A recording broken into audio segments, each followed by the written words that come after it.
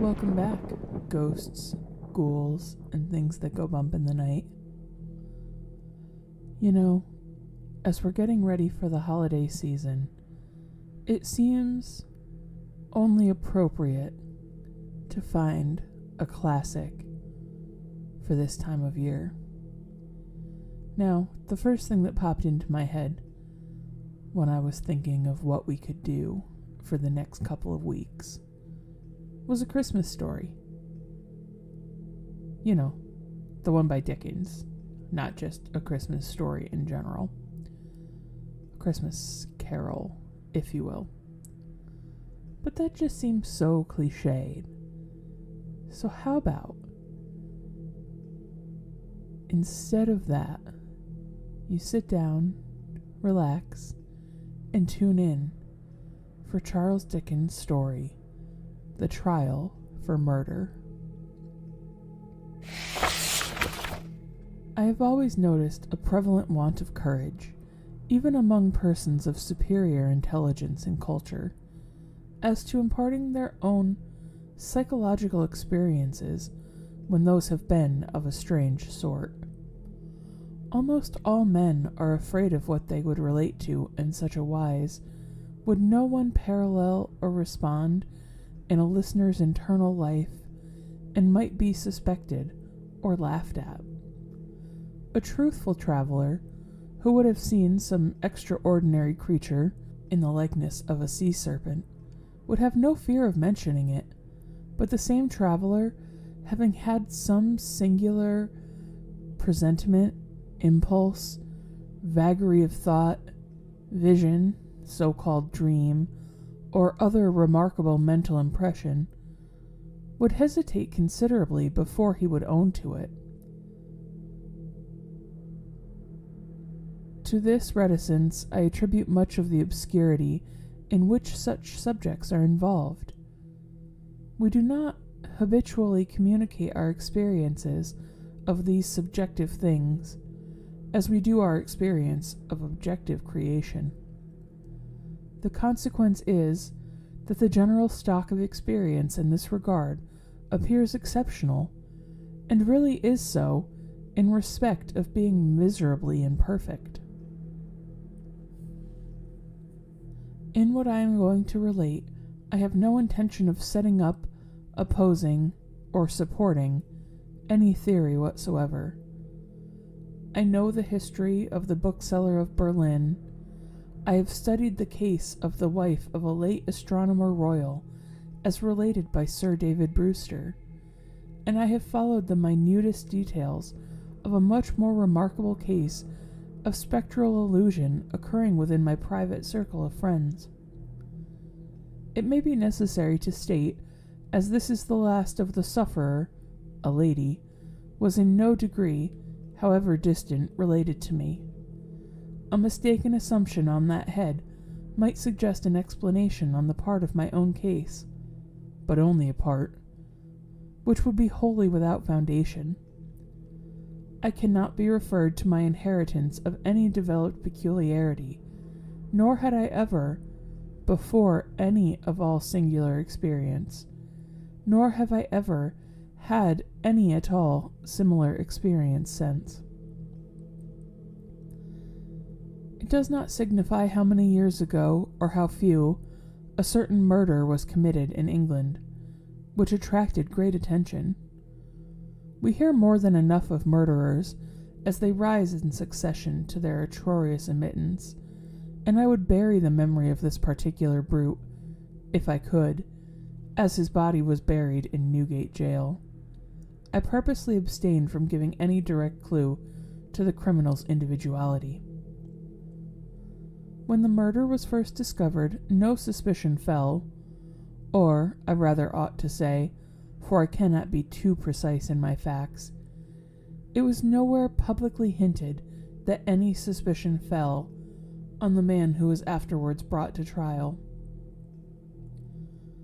As no reference was at that time made to him in the newspapers, it is obviously impossible that any description of him can, at that time, have been given in the newspapers.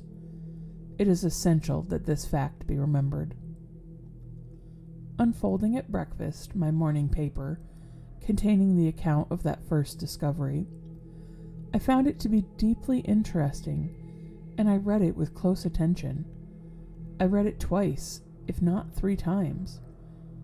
The discovery had been made in a bedroom, and, when I laid down the paper, I was aware in a flash, rush, flow, I don't know what to call it.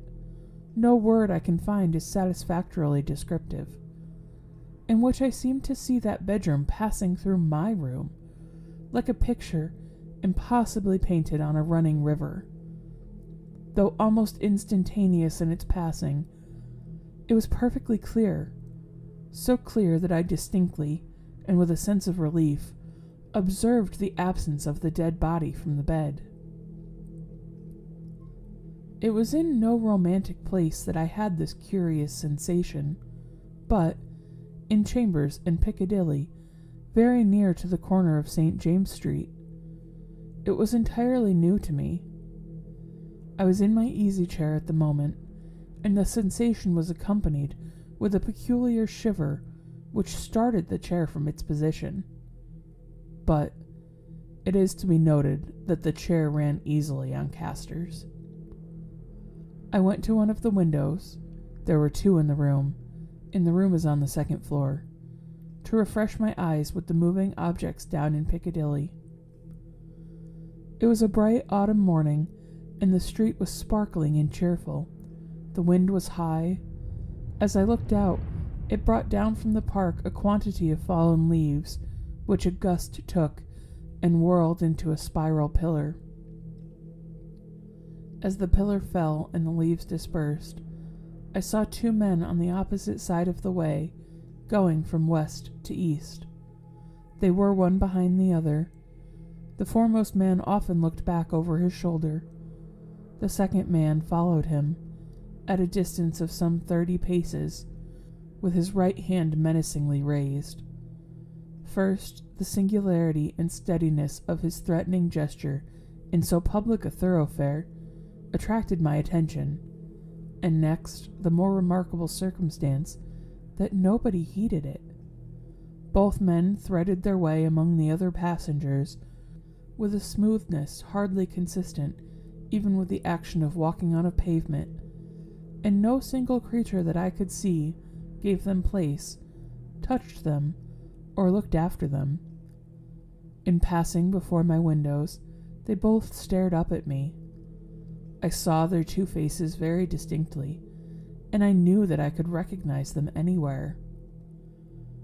Not that I had consciously noticed anything very remarkable in either face, except for the man that went first had an unusually lowering appearance, and the face of the man who followed him was the color of impure wax.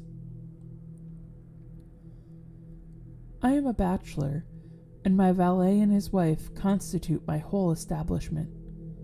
My occupation is in a certain branch bank, and I wish that my duties as head of the department were as light as they were popularly supposed to be. They kept me in town that autumn, when I stood in need of a change. I was not ill, but I was not well. My reader is to make the most that could be reasonably made of my feeling jaded, having a depressing sense upon me of a monotonous life. I am assured by my renowned doctor that my real state of health at the time justifies no stronger description, and I quote his own from his written answer to my request for it. As the circumstances of the murder, gradually unraveling, took stronger and stronger possession of the public mind, I kept them away from mine, by knowing as little about them as was possible in the midst of the universal excitement. But I knew that a verdict of willful murder had been found against the suspected murderer, and I knew that he had been committed to Newgate for trial. I also knew that his trial had been postponed over one sessions of the Central Criminal Court on the ground of general prejudice and want of time for the preparation of the defense. I may further have known, but I did not believe it, when, or about when, the sessions to which his trial stood postponed would come on. My sitting room, bedroom, and dressing room were all on one floor. With the last, there is no communication but through the bedroom. True, there is a door on it, once communicating with the staircase, but a part of the fitting of my bath has been, and had been for some years, fixed across it. At the same period, and as part of the same arrangement, the door had been nailed up and canvassed over. I was standing in my bedroom late one night, giving some directions to my servant before he went to bed. My face was towards the only available door of communication with the dressing room, and it was closed.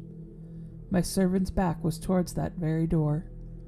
While I was speaking to him, I saw it open, and a man look in, who very earnestly and mysteriously beckoned to me. That man was the man who had gone second among the two along Piccadilly, and whose face was that of the color of impure wax. The figure, having beckoned, drew back and closed the door. With no longer pause than was made by my crossing the bedroom, I opened the dressing-room door and looked in. I had a lighted candle already in my hand. I felt no inward expectation of seeing the figure in the dressing-room, and I did not see it there. Conscious that my servant stood amazed, I turned round to him and said, "Derek, would you believe that in my cool senses I fancied I saw a—" As I there laid my hand upon his breast, with a sudden start he trembled violently, and said, "Oh Lord, yes, sir, a dead man beckoning." Now, I do not believe this John Derek, my trusty and attached servant for more than 20 years, had any impression whatsoever of having seen any such figure until I touched him. The change in him was so startling when I touched him that I fully believe he derived his impression in some occult manner from me at that very instant. I bade John Derek bring some brandy, and I gave him a dram, and was glad to take one myself. Of what had preceded that night's phenomenon, I told him not a single word. Reflecting on it, I was absolutely certain that I had never seen that face before, except on the one occasion in Piccadilly. Comparing his expression when beckoning at the door, with its expression when it had stared up at me as I stood at my window, I came to the conclusion that on the first occasion it had sought to fashion itself upon my memory, and on the second occasion it had made sure of being immediately remembered. Though I was not very comfortable that night, though I felt a certainty, difficult to explain, that the figure would not return, at daylight I fell into a heavy sleep, from which I was awakened by John Derek's coming to my bedside with a paper in his hand. The paper, it appeared, had been the subject of an altercation at the door between its bearer and my servant. It was a summons to me to serve upon a jury at the forthcoming sessions of the Central Criminal Court at the Old Bailey. I had never before been summoned on such a jury, as John Derek well knew. He believed, I am not certain at this hour whether with reason or otherwise, that this class of juror were customarily chosen on a lower qualification than mine, and he had at first refused to accept the summons. The man who served it had taken the matter very coolly. He said that my attendance or non-attendance was nothing with him. There the summons was, and I should deal with it at my own peril and not at his. For a day or two I was undecided whether or not to respond to his call, or take no notice of it. I was not conscientious of the slightest mysterious bias, influence, or attraction one way or the other. Of that I am as strictly sure as of every other statement that I make here. Ultimately, I decided, as a break in the monotony of my life, that I would go.